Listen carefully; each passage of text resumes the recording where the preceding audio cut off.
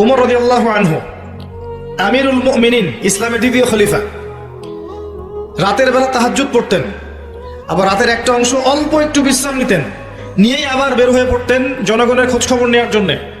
দেখছেন যে এক মা চুলার উপরে হাঁড়ি বসিয়ে রেখেছে, হাঁড়িতে কিছু নাই, বাচ্চাটা কাঁদছে। তো তিনি গিয়ে জিজ্ঞাসা করলেন, কি সমস্যা, বাচ্চা কাঁদছে কেন, খাবার কোথায়?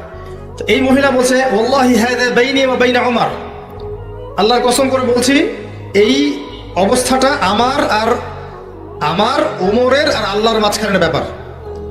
মানে এ অভিযোগ করছে আল্লাহর কাছে ওমর সম্পর্কে রাদিয়াল্লাহু আনহু।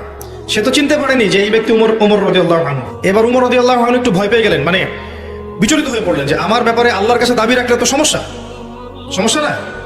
তিনি এমন মানুষ ছিলেন যিনি বলেছিলেন যে ইরাকের ফোরাত নদীর কিনারায় যদি কোনো ছাগলের বাচ্চা না খেয়ে মারা যায়, আমি ভয় পাই যে আল্লাহ পাক সেজন্য আমাকে জবাবদিহি করতে পারেন। তারপর তিনি কি করলেন, বললেন, ইয়া আমাত আল্লাহ, হে আল্লাহর বান্দি, একটু অপেক্ষা করো, আমি আসছি। তিনি চলে গেলেন মদিনায়, গিয়ে ওই যে রিলিফ দেয় না, রিলিফ ত্রাণ রাষ্ট্রীয় কোষাগার থেকে, সেখান থেকে একটা বড় বস্তা খাদ্য, জব বা গম এই টাইপের নিজের কাঁধে ওঠালেন। কাঁধের মধ্যে এই বস্তাটা নিয়ে তিনি হেঁটে হেঁটে যাচ্ছেন ওই মহিলার বাসা পর্যন্ত।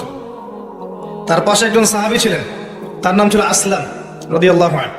ইনি বলছেন যে ইয়া আমিরুল মুমিনিন আনা আহমিলু, হে আমিরুল মুমিনিন, আমাকে দেন, আমি বহন করছি। তখন ওমর রাদিয়াল্লাহু আনহু বলছেন, হাল আনতা তাহমিলু উযরি ইয়াউমাল কিয়ামাহ, তুমি কি কিয়ামতের দিন আমার পাপ বহন করবে? নিজে কাঁধে করে নিয়ে গিয়ে ওই মহিলাকে দিলেন, নিজের হাতে রান্না করে বাচ্চাগুলোকে খাওয়ালেন। এরপরে গিয়ে আল্লাহর কাছে কেঁদে কেটে দোয়া করলেন, আল্লাহ তুমি আমাকে যে দায়িত্ব দিয়েছ, আমি হয়তো দায়িত্ব পালন করতে পারছি না, তুমি আমাকে ক্ষমা করে দাও।